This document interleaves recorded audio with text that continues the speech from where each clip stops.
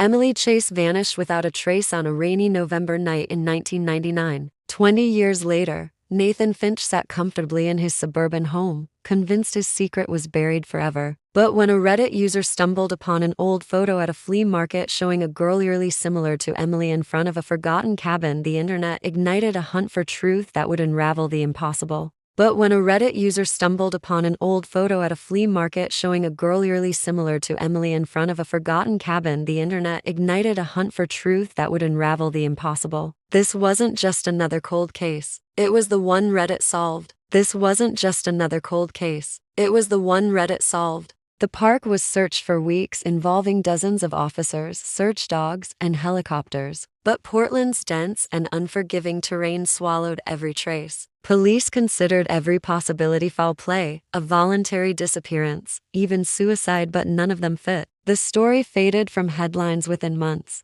Emily Chase vanished without a trace on a rainy November night in 1999. 20 years later, Nathan Finch sat comfortably in his suburban home, convinced his secret was buried forever. A few faithful locals showed up. Most people forgot. Her missing posters yellowed and peeled from telephone poles. The detectives assigned to her case retired or transferred, leaving a thick file collecting dust in a storage unit. The cabin behind the girl looked weathered, possibly abandoned. Moss covered the edges of the roof, and one of the window panes was cracked. In the background, thick coniferous trees hinted at a Pacific Northwest setting, which aligned with where Emily had gone missing. People started zooming in, enhancing sections of the photo, and sharing theories. Who took the picture? Where was this cabin? Why was the girl smiling? And more importantly, if it was Emily, why had no one seen this photo before? That changed in the spring of 2020 when a Reddit user known as PixelTrove91 posted a thread in a subreddit dedicated to vintage photography. A few even reached out to Emily's family through a local Facebook group,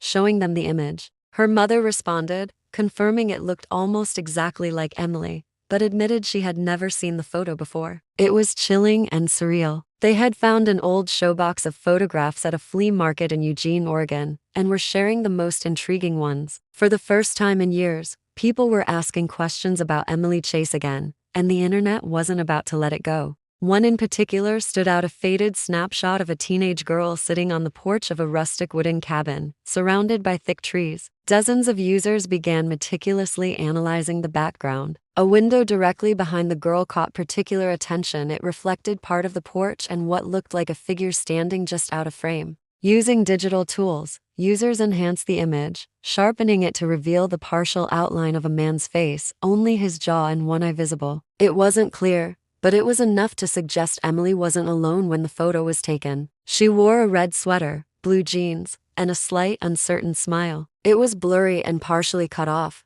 but it showed a bit of a tail light and what looked like a license plate. A user with experience in vehicle identification narrowed it down to a late 1980s Chevrolet Suburban. The partial license plate was no longer traceable through public databases, but it gave everyone something new to work with. Scribbled in blue ink on the back was a date, November 1999. In November of 1999, the streets of Portland were slick with rain as the city prepared for the long winter ahead. The girl's face bore a strong resemblance to a missing person they had read about years ago, Emily Chase. Another user quickly found her missing poster online and posted it side by side with the photo. The resemblance was uncanny: the same dark eyes, same hairline, even a similar dimple in her left cheek. Suddenly, the Reddit thread exploded with activity. Her father still checked for updates online every few weeks, hoping for anything that could bring her home. But for 20 years, there was only silence. Emily Chase had vanished without a sound, and nobody could explain how or why. 17-year-old Emily Chase had just finished her evening shift at Page Turner's, a quiet bookstore tucked between a laundromat and a bakery on Hawthorne Boulevard.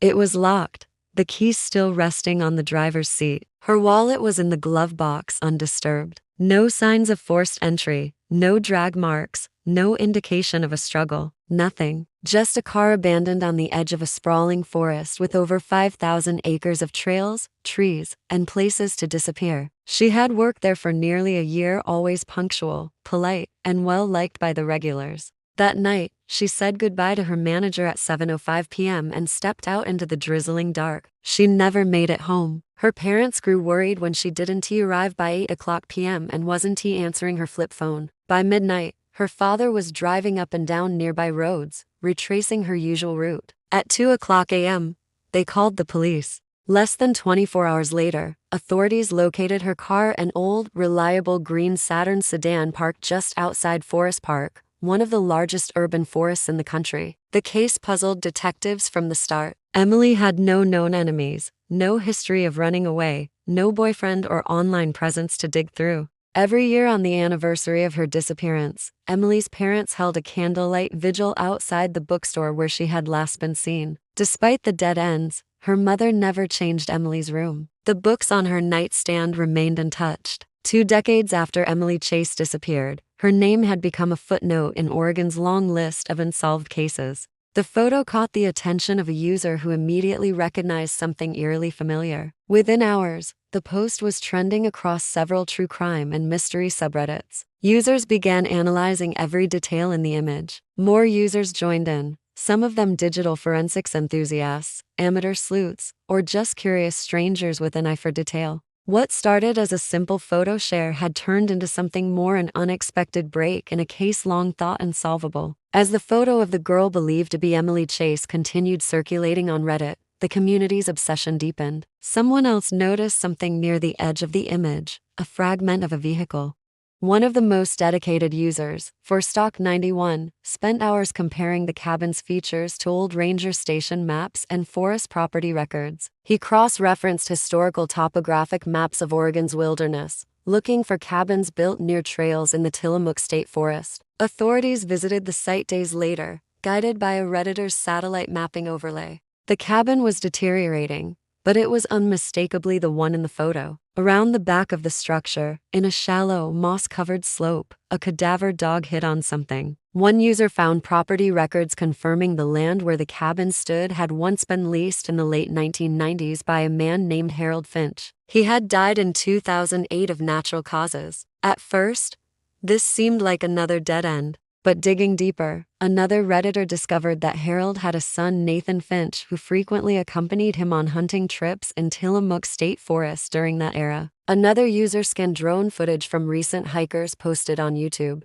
A records search revealed a few minor arrests, trespassing, disorderly conduct, but nothing that screamed violent offender. However, in 2002, a now archived police report surfaced. He had a secluded cabin ready, far from anyone's sight. He said Emily became frightened and tried to run. He kept her wallet untouched to stage it as either a disappearance or a runaway. Then he vanished from Portland and returned to life as usual, never suspected, never questioned. The cabin, which he visited often with his father, was abandoned when Harold passed away. Slowly, nature reclaimed the place. With no body, no crime scene, and no motive, the case froze in place for 20 years. In his version, there was a struggle and she hit her head. Prosecutors leaned heavily on the digital evidence collected by Redditors. The hunting forum post was presented alongside the enhanced photo showing his partial reflection in the cabin window. His confession sealed the case. He was sentenced to life in prison without the possibility of parole. Forensic analysis, however, confirmed blunt force trauma inconsistent with a fall.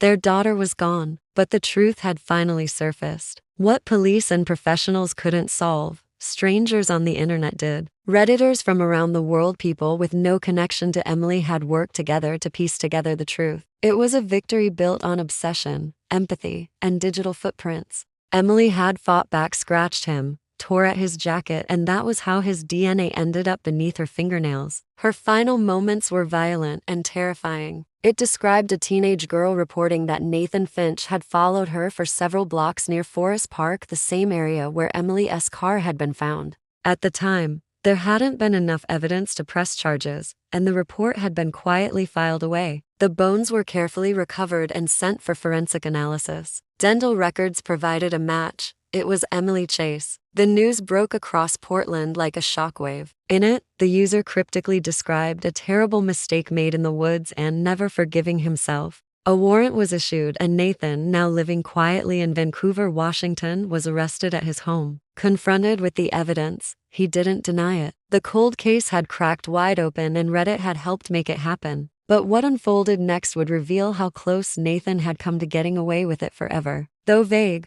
the post raised red flags and was screenshotted and archived immediately. After 20 years of mystery, Emily had finally been found. Reddit had done what no one thought possible. The cold case wasn't just reopened, it had burst back into life with more momentum than ever before. Faced with the DNA evidence, the resurfaced stalking report, and the online post from the hunting forum, he finally confessed. He admitted to encountering Emily by chance in November 1999, just outside the bookstore as she waited near her car. He offered her a ride, claiming to know a shortcut through the forest to avoid traffic. She was hesitant, but trusting just enough. By the time she realized something was wrong, they were already deep in the woods. But the biggest questions still remained. Who had been in that cabin with her? And why had she never come home? Eventually, someone spotted a rotted cabin deep in the forest, overgrown and hidden by pine trees. Excited, users geodaged the footage and sent the coordinates to Oregon State Police through an anonymous tip. The dig revealed human remains badly decomposed, buried under layers of forest debris. With Emily Chase's remains finally identified, the cold case officially reopened under the Oregon State Police's Major Crimes Unit. The cabin where her body was found had long since decayed, but forensic experts collected everything they could: soil samples, remnants of clothing, and fragments of an old tarp buried nearby. Crucially, they recovered a small metal button near her body that didn't match anything she had been known to wear. It was traced back to a hunting jacket from the early 2000s. A second clue came from beneath her fingernails: tiny fragments of human skin cells preserved in the cold, damp forest floor. While the lab worked on extracting DNA, Reddit users continued digging. Nathan had kept a low profile in the years since. As the Reddit community began connecting the dots, one user Casestature located an old post in a hunting forum, dated 2003, written under a username linked to Nathan. Meanwhile, forensic results came back. The DNA recovered from beneath Emily's fingernails was a match to Nathan Finch. It was the confirmation investigators needed. After his arrest, Nathan Finch was taken into custody and questioned for over 10 hours. Nathan claimed it wasn't premeditated, but his actions told a different story. He buried her behind the cabin, then cleaned up and drove her car to Forest Park, where he left it to throw investigators off track. Nathan's trial began in late 2021. Emily's parents sat silently in the courtroom as the verdict was read. The impossible cold case was no longer a mystery. It had become proof that even in silence, the truth waits to be found.